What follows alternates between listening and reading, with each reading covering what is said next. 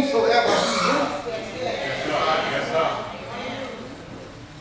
Don't you ever get out poked out because of their track record or some things perhaps that they've done in life. Because we serve a sovereign God. Yes, sir. I don't want to get too far here, my child. We serve a sovereign God. In other words, God don't need your approval to bless anybody.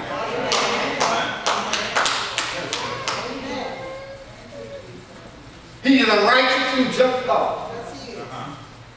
No matter what he does. And even in spite of Bathsheba's unfaithfulness and David's covetousness, God blessed the baby in her womb. That's why we can say sometimes that God looks beyond our fault. See, sometimes man can't get over the hurt of what you've done wrong in your life. But God has no problem looking beyond our fault and seeing our needs. Solomon went down in the annals of history as being peaceful. Matter of fact, the name Solomon means peace. The Hebrew word shalom. If you notice the Jewish people, they use that word almost everywhere they go. They shalom. Shalom means number of friends. It means good morning. Shalom means goodbye. Shalom means hello. How are you? Shalom means the peace of God be with you. His name meant something. You see, when God looks beyond your fault and sees your needs, God makes plans for you that you don't understand. Come on. Solomon went down and did the wisest man. Let me tell you a little bit about Solomon before I take the words of my case. Solomon was wise. There's a difference between wisdom and smart. And we got a whole lot of smart. Yes, sir. But there's a difference between being smart and wisdom. Yes, sir. Solomon was wise. Let me tell you how wisdom has a way. If you got wisdom has a way of working itself to the forefront of your life. And the opportunity will come whether you realize it or not, where you'll have to use it.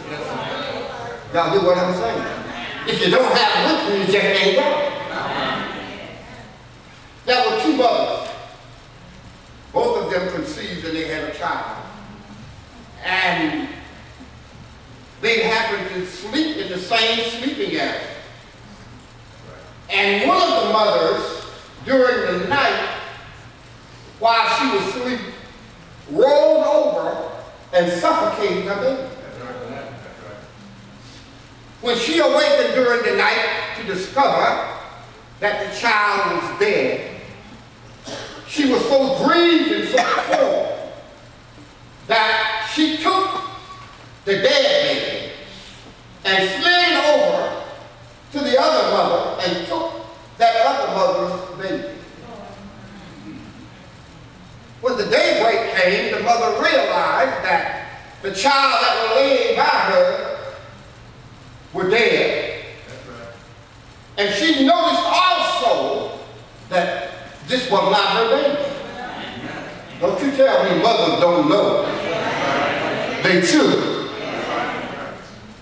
And to some of us, all babies look alike. Did y'all get me? They took the stillborn baby and the live baby to Solomon and told Solomon that this mother told Solomon that her her child had been switched during the night. Solomon really didn't know who baby it belonged to. So he took the sword out and drew his sword back as if to cut the live baby in half. To give each mother a piece of the baby. Well, the mother that the baby rightfully belonged to cried out, "Don't kill the baby. Let her have the baby." Solomon said, well, if she loved this child so much to give it away rather than to see it die, this got to be the mother. That's what you call God witness. I wish I had a witness. So here I want to talk to you this morning. I want to say to every one of us that if you just wait on God, your season is going to come. Why? Because the word says, to everything there is a season and a time to every purpose under the sun. Solomon here makes this profound statement. Here the preacher recognizes that there is always a diversity of life and time. He declares in verse 1, he says that there is nothing in this world that will stay fixed or stay the same forever.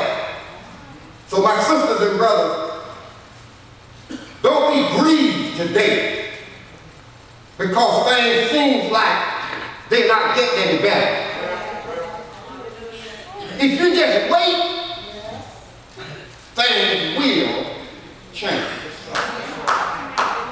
Have I got a witness in here? Notice here now, this is the key here in this verse. In a new day, in a day that God has given us, that He gives us 12 hours in a day and 12 hours in a night. 12 hours the time that we are supposed to labor. And God controls that time. Your time is where, when he says here in this verse that to everything there is a season and a time, we have to understand that there is a difference between season and time. Y'all going with me? Your time is where you are right now. Your time is where you are right now. Your season is where you're going to, or where you're trying to get to. The writer says that here in verse 2, he says, you got to understand now that there is a time to be born. There's a time to die. Y'all with me? Notice in verse